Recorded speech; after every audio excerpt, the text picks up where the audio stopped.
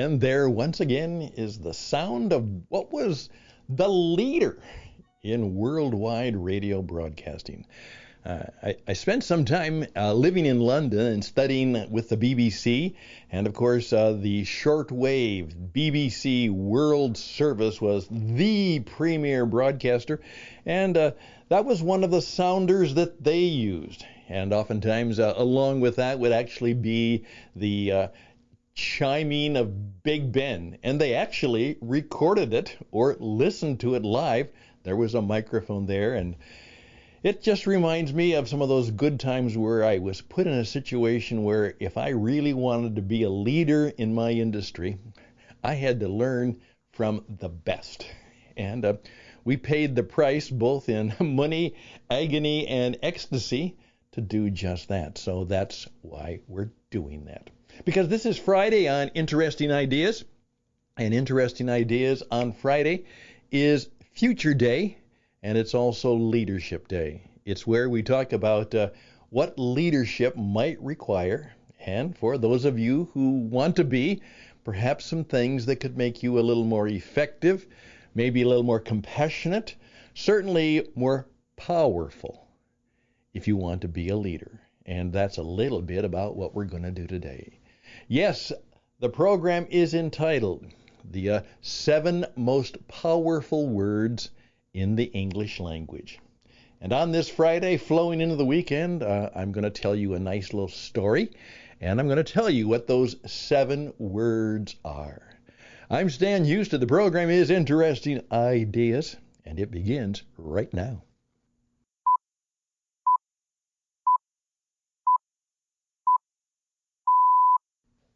First of all, take all of that leadership stuff that you may have learned and all of those courses and all of those books, and please keep in mind most of that stuff isn't true. I'm really sure of that, because it oftentimes misses some essential truths that we never find in the business, in the psychology, in the management, in the so-called leadership courses. Because as I will tell you, leadership is primarily a spiritual practice. That's right.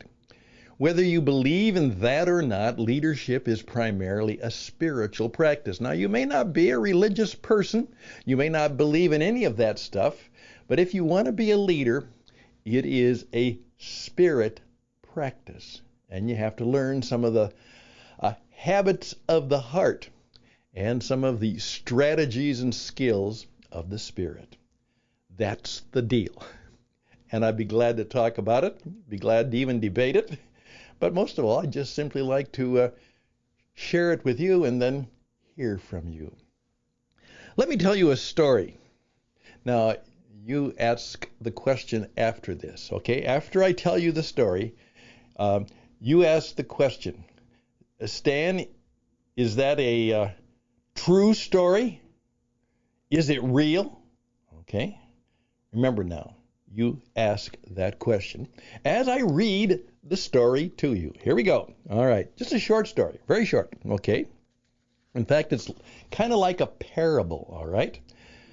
The business executive was deep in debt and could see no way out. Creditors were closing in on him. Suppliers were demanding payment. He sat on the park bench, head in hands, wondering if anything could save his company from bankruptcy. Suddenly, an old man appeared before him. "I can see that something is troubling you," he said. After listening to the executive's woes, the old man said, "I believe I can help you."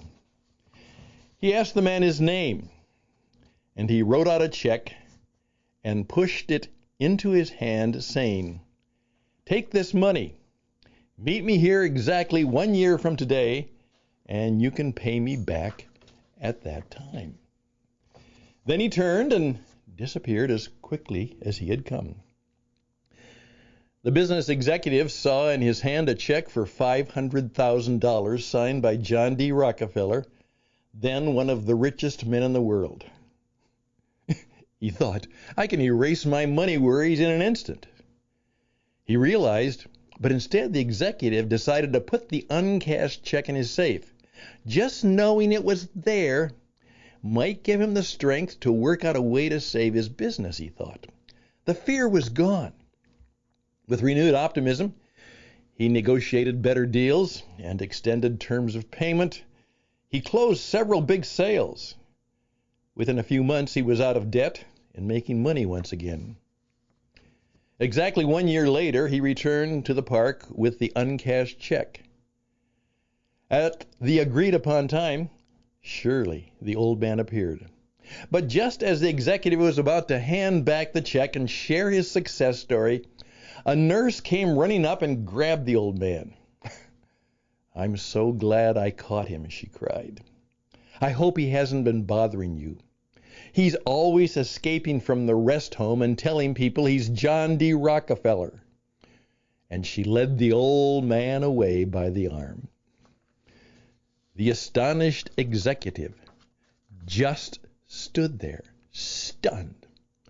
All year long he had been wheeling and dealing, buying and selling, convinced he had $500,000 behind him. Suddenly he realized that it wasn't the money, real or imagined, that had turned his life around. It was his newfound self-confidence that gave him the power to achieve anything he went after. Do you believe that story? Is that a real story? Well, you know what? There's a good chance it's not a real story. But it's a true story. Did you get that?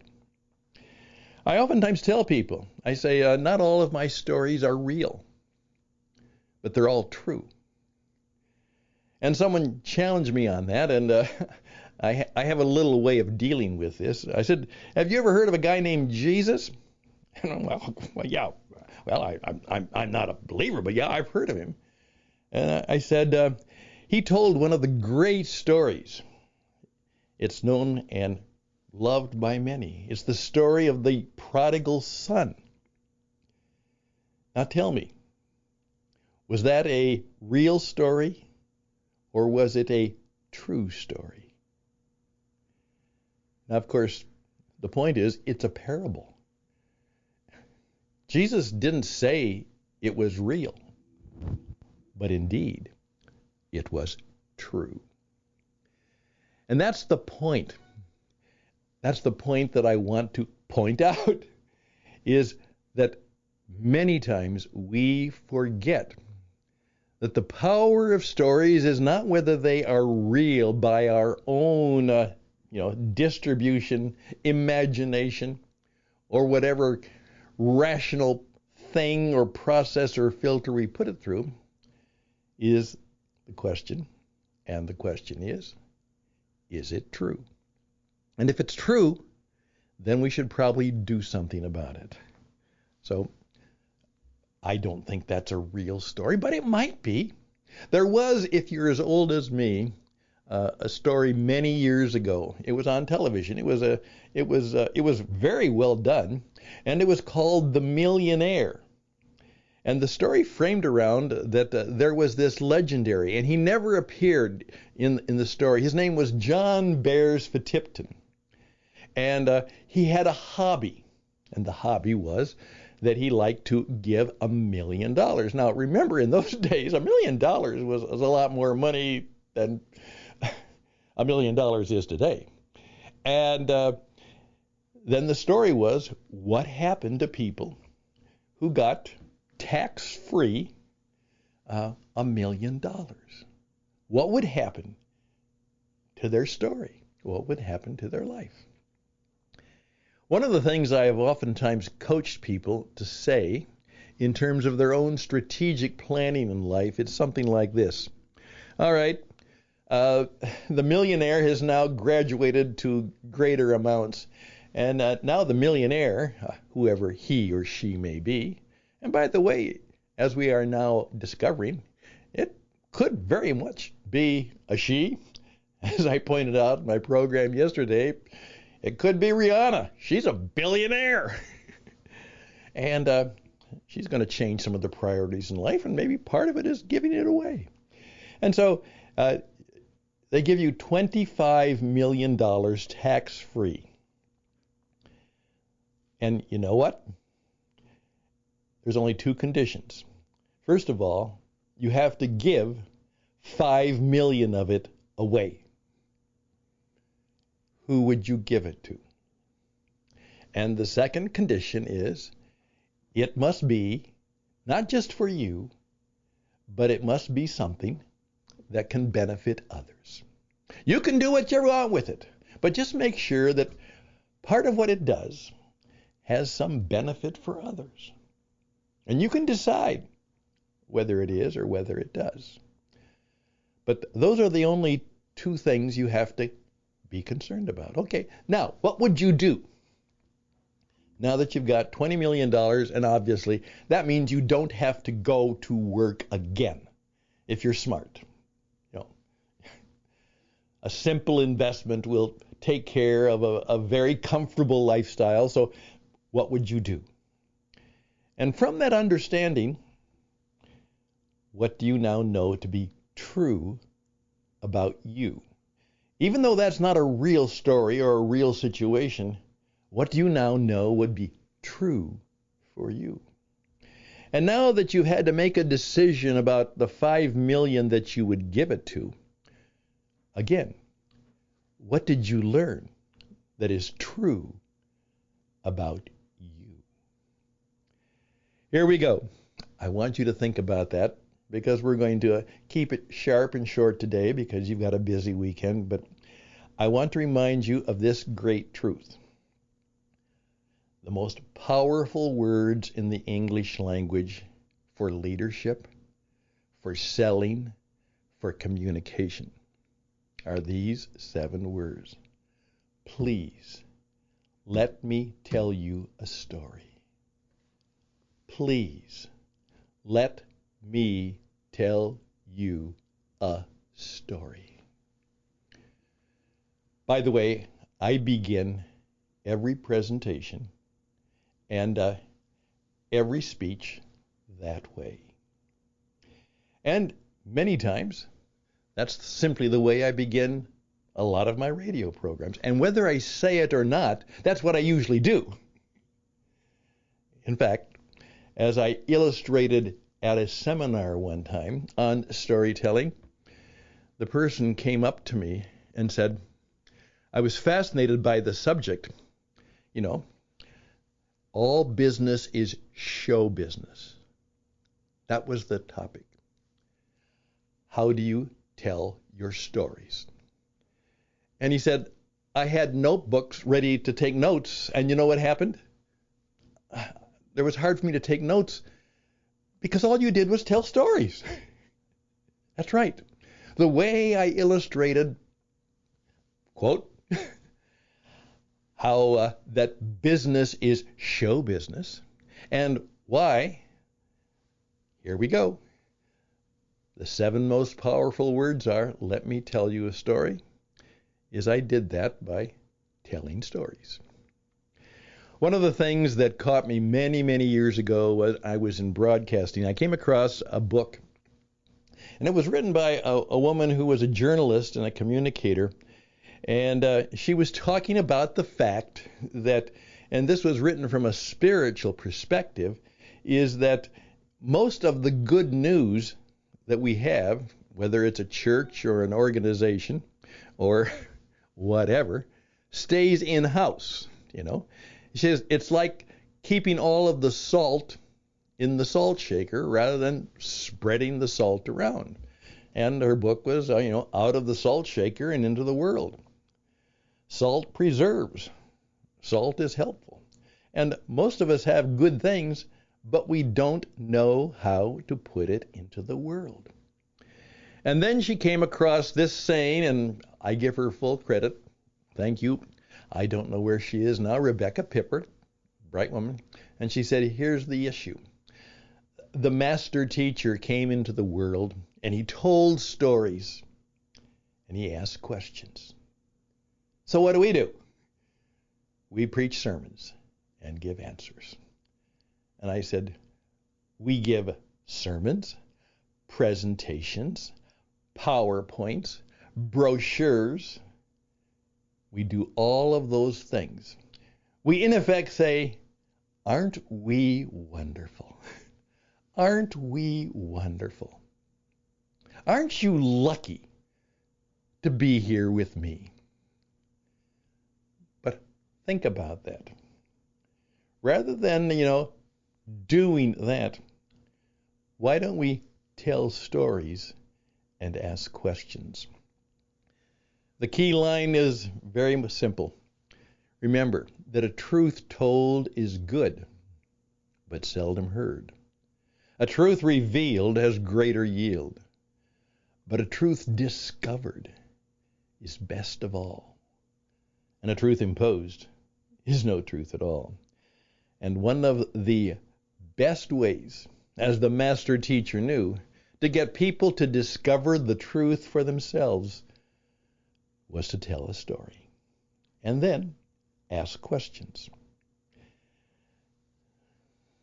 Just please let that sit on your head, maybe stir your mind, move your spirit, and maybe even touch your heart today. I'm Stan Houston. Some radio ramblings on a weekend from interesting ideas with What It Takes Radio. I'll be right back.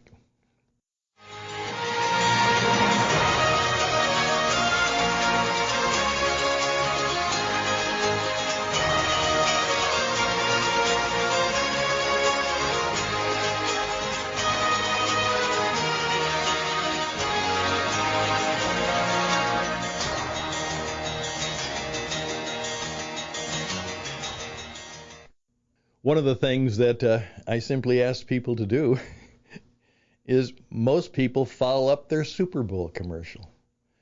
Let me ask you, in your life, in your business, in the cause for the organization that you certainly feel strongly about, and more as I'm discovering about genetic diseases and these rare diseases and how they afflict people, I want to get involved. And I know the best way is not to go into scientific data and all kinds of other information. I just need to tell stories.